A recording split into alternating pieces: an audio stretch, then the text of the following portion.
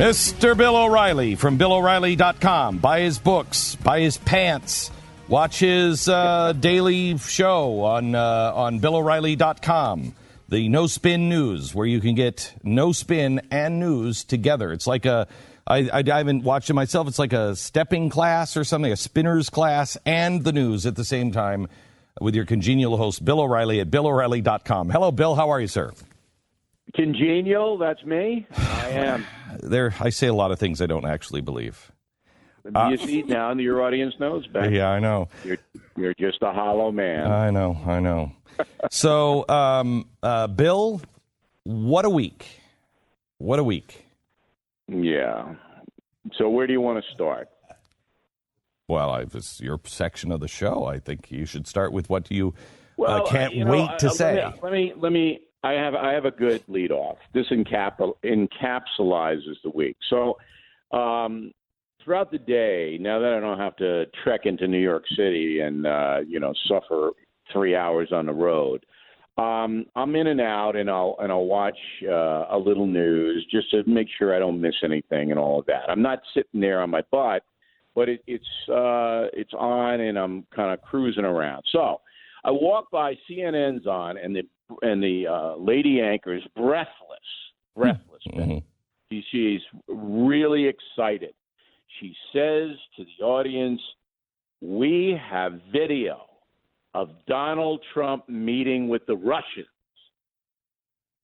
And I mean, she's just apoplectic about it. Mm-hmm. And we'll be back in a moment with that video. Mm-hmm. So I got to sit through, 3 minutes of Viagra commercials, okay?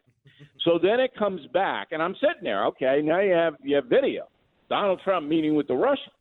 You know what it was? It was in 2013, he met with some Russians about the Miss Universe contest. That was the breathless video. Okay, well, hang on just a second. Wait, just a second, because I watched the same thing, and I sat through the same Viagra commercials, and I'm like, what? And they did come back, and again, Bill, you tell half the story. It was the Russians of the 2014 Miss Universe. However, it was in particular the Russian that is involved in the story, in the one who met with the crown attorney for Russia, or the attorney general of Russia, that was in that email. It was that guy that he was with, yeah, and they were just trying to show. It was the pop star and yes. the ridiculous British PR agent. Yes. Okay? But it had nothing to do, and this was how it was sold, with Trump and the collusion accusations. Nothing to do with it. Okay, right? so that's my point. Okay, so let me go here with this, because I actually didn't see it on CNN. I saw it on MSNBC.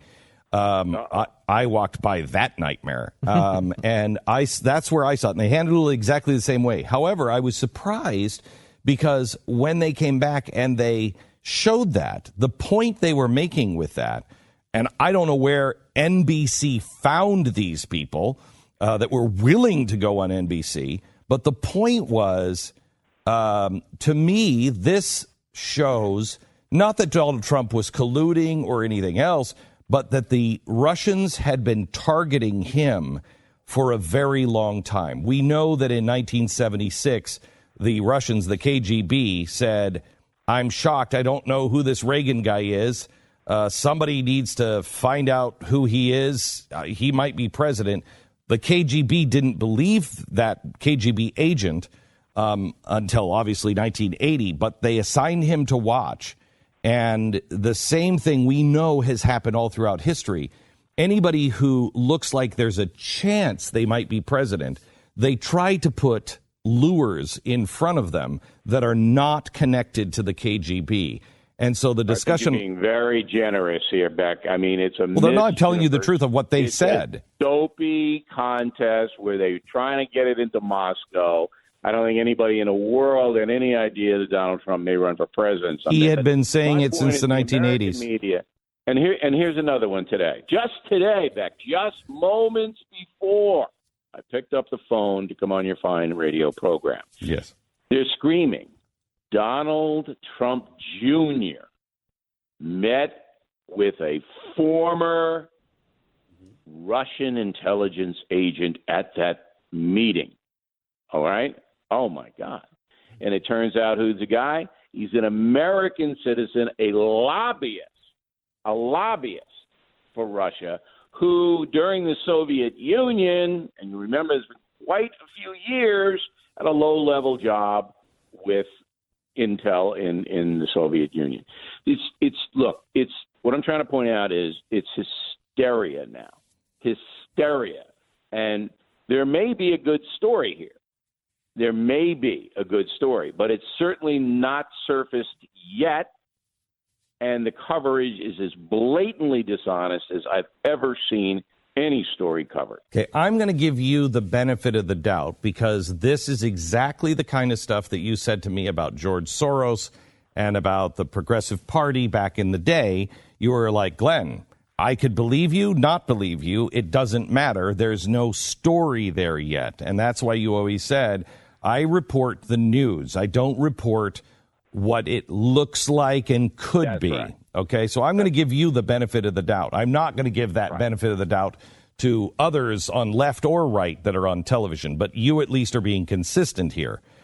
So let's not. What I'm trying to do with the No Spin News on BillO'Reilly.com is to try to have a home for Americans who want to know what has been established as truth.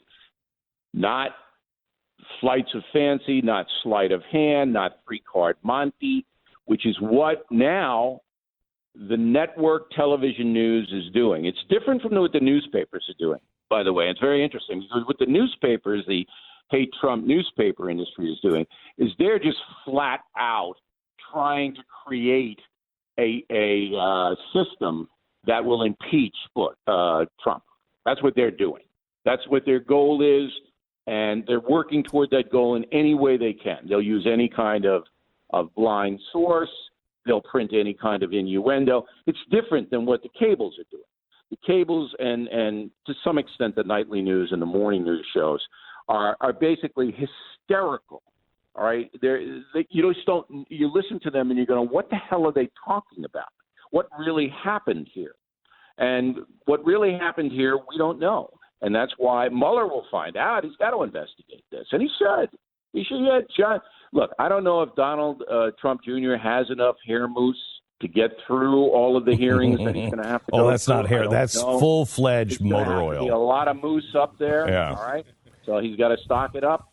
But we should. Okay. We should. All right. So let me switch subjects here. First of all, this is the difference between Bill O'Reilly and I. And this, I think, is why we get along. Is because when Benghazi happened, 3 days after, I was on the air with the chalkboard showing exactly what I thought happened, and it turned out to be exactly true. Bill was not reporting that because Bill reports the actual news. I tie things together. I can tell you now, I can put a chalkboard together that will show you not collusion, but entrapment. A luring in of the Trump family, and they played into the hands, unbeknownst to them, of Russia, which is a very dangerous situation. I can show you that the Clintons knew what they were doing when they would go and they would sell access to foreign countries. Just give it to us with the Clinton Foundation. We could show you that. It's not proof. Bill will report on the story. I will tell you what I think it means in coming, what really happened, in my opinion. It's a difference between us. But let me change stories. You and I both know that this is out of control and nobody is listening. Let me play some audio for you from WMAL in Washington, D.C. This was on a talk show. This is the Trump many people who voted for Donald Trump. I want you to listen to the desperation in this man's voice, Bill. Alan in Southern Maryland, you're on WMAL. Go, Alan. I'm sick of the Donald Trump stuff, all the Trump stuff. I consider myself one of the forgotten men and women. I'm worried about job creation. I'm worried about tax cuts. I need more money. I'm living paycheck to paycheck. They just cut off my cable bill. I'm rubbing 2 nickels together. My girl can't find a job to help me. We're out here struggling. And these people don't get it. I mean, they really don't get it. I don't have money. I mean, I'm cutting back on my medicine, my groceries. She can't find a job. Do you feel like the president, Alan? Do you feel like the president is keeping his head down and doing what he promised to do to try to help you and other Americans like you? Do you think he's? If they let him do it and give him a chance, they're fighting him every step of the way. We need help out here. We've been struggling for years under Obama, and he had the right message. We voted him in because of that. And we need tax cuts. I need a couple extra dollars on my paycheck every week. We need jobs. Thanks, Alan. We need Trump. And these liberal, the press and all this, they need to get off of that and think about us that's out here, put our boots on every day, getting up at 4 o'clock in the morning, going to work, and trying to provide for our families. And it's hard. So last hour, I laid out my opinion on what this all means. And what this means is I could lay out a plan for or a look at what happened in Russia, and I could lay it out like I used to on Fox and make a very strong case. And I believe that case is accurate. But instead of doing that, why don't we listen to people like Alan, see their pain, figure out how to give them the things that they need, but more importantly, why aren't we pressuring Congress to pass a damn tax cut while the media is in a feeding frenzy? Misdirection or overwhelm the system is what they were doing to us for the last 8 years. We have that opportunity. Bill O'Reilly at BillO'Reilly.com. His opinion on that when we come back.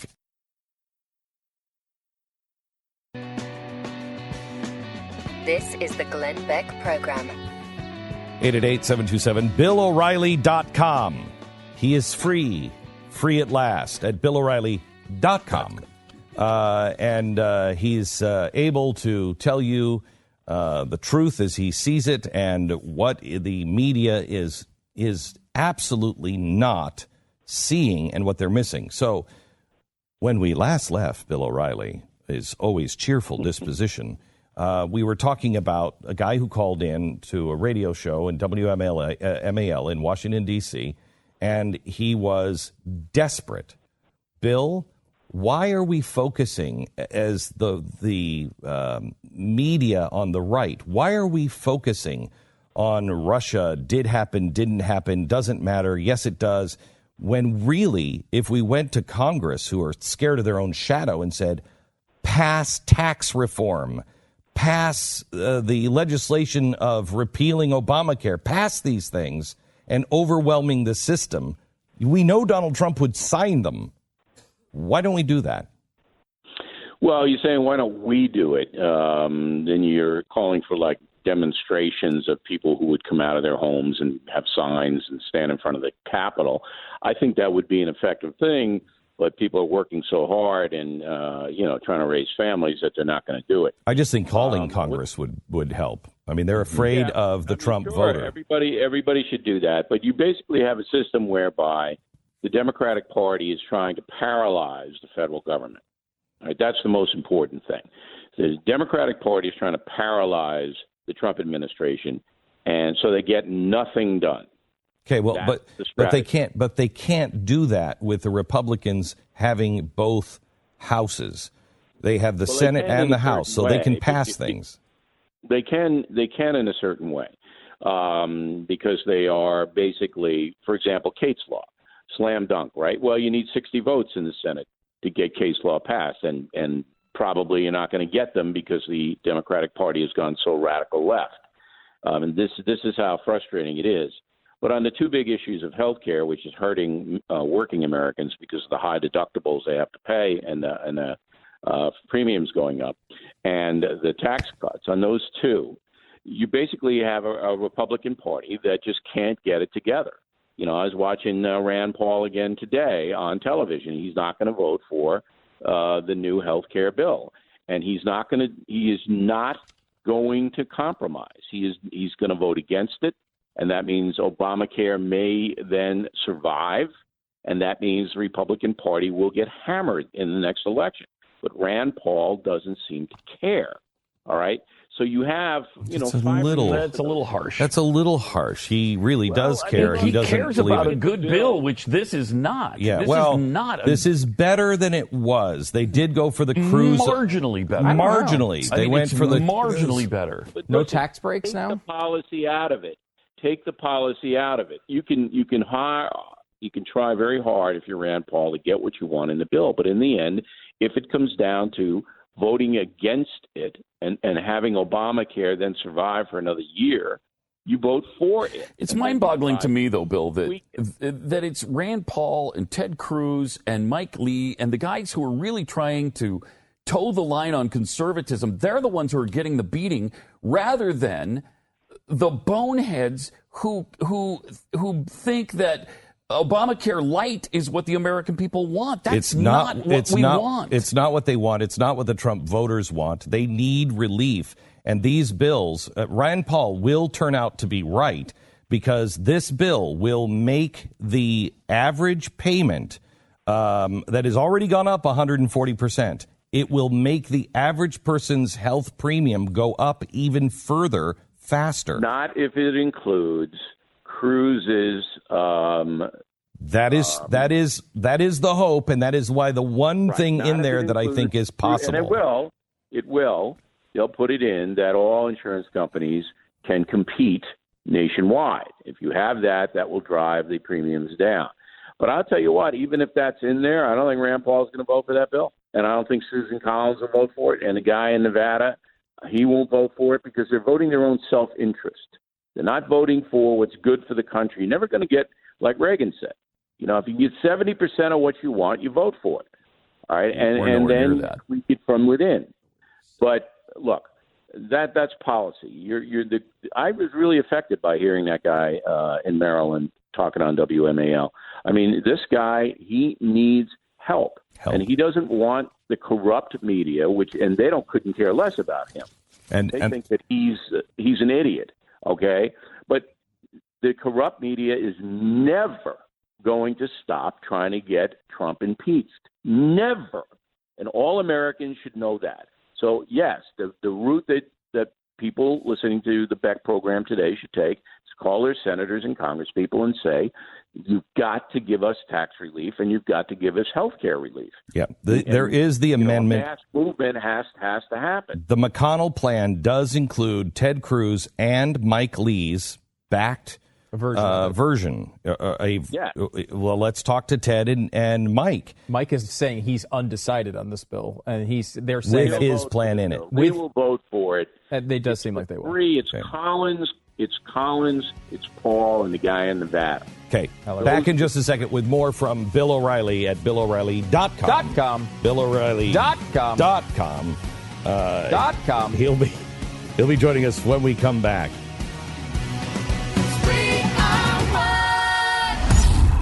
The Glenn Beck Program. Mercury.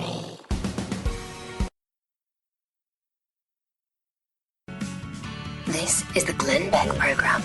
All right, let me take Bill O'Reilly to England and talk a little bit about Charlie Gard. Yesterday, Charlie's parents went to the High Court, and the judge over in England said, all right, Charlie, the 11-month-old child that has been doomed to death now by a court in London, said, all right, there is a U.S. doctor that is offering treatment, and we'll fly him to London on Monday. He can examine Charlie Gard, and then we'll listen to him. If we think he's got something to say, then we'll talk about treatment for Charlie. But Monday, if we don't agree with his assessment, we're pulling the plug on this 11-month-old.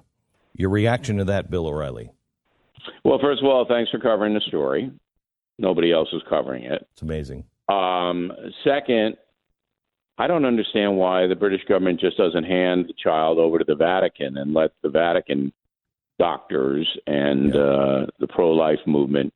And couldn't they, Bill? Couldn't they do that? Couldn't they do that if they take their British passports and instead use the Vatican passports. What the Vatican said that they would give Charlie and his parents Vatican passports. They might even have to deny their citizenship. But I have to tell you, if I lived in a country that was doing this to my son, I would deny my citizenship. But there isn't any legal precedent for denying anybody's citizenship. The Vatican has made a humanitarian offer, keyword humanitarian, all right? The British government can cooperate with a state. The Vatican's a country, all right? And Charlie's parents have signed off on it. So what's the problem? The British government does not have the power to limit travel. They can't tell Charlie's parents, you can't fly to Rome. They can. Okay? They can actually. They can stop the parents from taking, because Charlie is not just scoop him up and take him out. He has to have the breathing machine and everything else, so he has to be moved. Yes. And so, as long as you're tethered to the British healthcare system, financed by the government, right? And this is why Americans don't want that. Well, not only there are logistics, but I'll submit to you that this could be done, with private help on a private jet with private doctors. Everything could be done. But they won't let them leave. They won't let them leave the hospital, and that's the issue. Yeah. Listen to this argument from the attorney. In a submission to the High Court, the hospital's attorney wrote that while the institution understands that the parents believe they alone have the right to decide the treatment for their son, the hospital holds different principles. I mean, that's how insane it is. It's incredible. That's why you don't want the government basically telling you what you can and can't have. But here's something that nobody's mentioned. In Great Britain, you can reject their healthcare system and go private. You can do that. A friend of mine just runs a private practice over there. The problem is these people don't have any money. Well, so they do now. They do now. That is true. But what happened is they didn't have any. They got him into the hospital, and now the hospital says, no, he's ours. That they've raised, at last I heard was 1.7. It's got to be way over that now. But this world we're looking at right now, with the way that we're looking at life, is changing so fast. Listen to this. The hospital says a world where only parents speak and decide for children, and where children have no separate rights or identity, and no court to hear and protect them, is far from the world in which this hospital treats its child's parents. That's their quote. That's their quote. Because what they're saying is that because of Charlie's catastrophic medical condition, the odds are that he will not recover. So Charlie, they're thinking for Charlie. They're saying, okay, he's a minor, so we're going to say if Charlie were 20 and he had an opinion, he would say pull the plug. That's what they're doing. That's terrifying. But here's what's amazing, Bill. I just talked to Bobby Schindler, who I think you know, Terry Schiavo's brother, and he just got back from England, where he was with the parents and everything else, and he said that he's never seen anything like this. He said it's not the news media that we have. He said in London, the news media is all for Charlie. He said all of the news reporting over there is pro-Charlie, and the government is rejecting the parents, the baby, the people, and the news media. That's pretty remarkable. It is, and I'm surprised to hear that because the British press is so left-wing. Right. It has to do with euthanasia. It has to do with abortion on demand for any reason. You know what the subtext of this is. It's not just about Charlie and his medical condition. If it were, it would have been taken care of a long time ago. The Vatican would have him, and the Vatican would provide the medical care, and Charlie would live or die based upon what happens to him. But it's not. It's about power. It's about euthanasia. It's about abortion on demand. And the far left, progressive left, does not want those things questioned. They don't even want to debate on them anymore.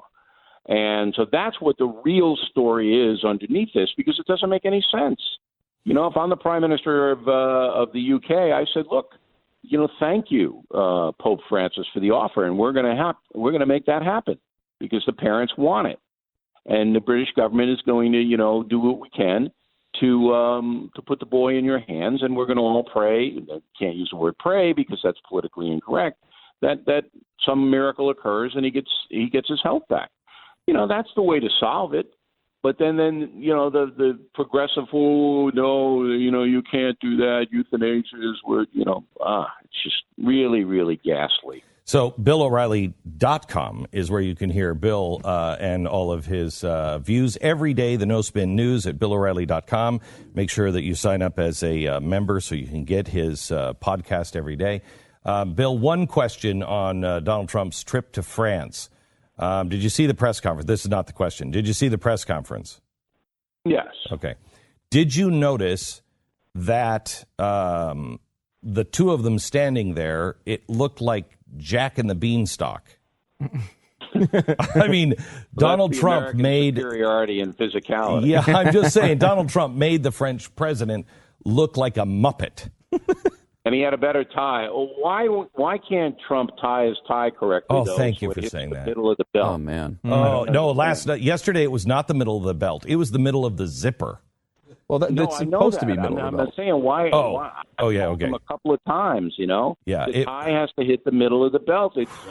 You're gonna trip on it. Wait, you told him that? Your ankle. Have you told him that? Yeah. You have told him that. He likes that look. He likes that kite look. I mean, if there's a big gust of wind, he's in Switzerland. You can't have that tie. Okay. It's dangerous. All right. Okay. Secret Service would be tying his tie. All right. There's a new poll out, Bill, and I want you to answer these questions. All right. What do you call the insects? This poll shows where you grew up and your language. What do you call insects that glow at night? Lightning bugs. Does that fit? That's with Connecticut and New York. Although Staten Island and Manhattan prefer fireflies. Go firefly on that one. Yeah, fireflies all the west. They're lightning bugs. Fireflies are too effeminate. They're lightning bugs. Right. Did not have Effeminate. I don't think. Oh my gosh! Look at that oppression from Bill O'Reilly. Fire is effeminate. Okay, here's the next one. What do you call the sale of household items out, on the lawn or on the driveway?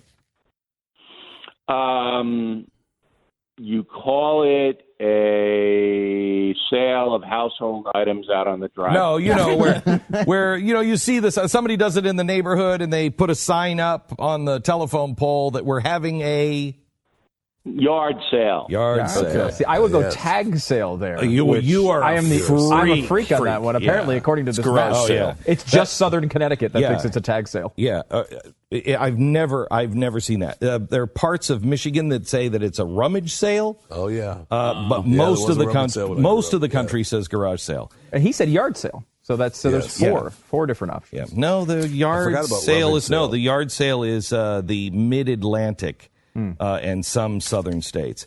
How do you address a group of people? Hey guys. Okay, hey guys, hey you guys. People in Pittsburgh say yins. Part of New Jersey, New York, Pennsylvania, they say use. Yeah, Baltimore says use. How about yous guys? Yeah. Really, from the Mason-Dixon line, it's mainly y'all. Kentucky says you all. And the rest of the country says, hey, you guys. Mm-hmm. All right. This one we kind of fought over yesterday. Bill, what do you call a carbonated beverage? Soda. Mm-hmm. Yes, correct. Okay, so that is Northeast and California, parts of Utah and Arizona. Pop. Yeah, New England, it's tonic. Oh, that's not even on here. So I think that's for the New England. I think that's for the alcoholics, Bill. So we'll keep that to ourselves. Pop is for the West and the North. And surprisingly, I didn't see this. This poll does say, because I grew up calling it Coke. I'll have a Coke. Okay, what do you want? 7-Up? It's insanity. I know, that's the way it is weird, but it's true. Right, and it's because Coke is Kleenex. And it shows that, Atlanta and the southern states, even Texas, it says, calls it Coke. But yeah, no Coke, Pepsi. That Saturday Night Live wiped that out about 30 years ago. Remember the Bellucci thing? No coke. No, I don't remember that. We're far too young, Bill. Because you're locked away in the basement, not allowed to watch television. Where do you throw out your trash? In a garbage can. Yes, All correct right, again. yeah. Garbage can is all the north. Trash can is at the bottom. What do you haul freight in? What kind of truck? Garbage truck. No, freight. Oh, freight. Yeah. I don't know. Semi. A semi. I would say tractor trailer. Okay, you're from the Northeast. It's all tractor trailer. 18-wheeler in the South and semi for the rest of the country. What do you call, this one caused all kinds of problems. What do you call athletic footwear? Sneakers. Yes. Oh, my God. That is only the Northeast and Tennis the very shoes. tip Shoes. of Florida. Tennis shoes for the rest. And this one is insane. And if you happen to say the third choice, I'm going to lose my mind.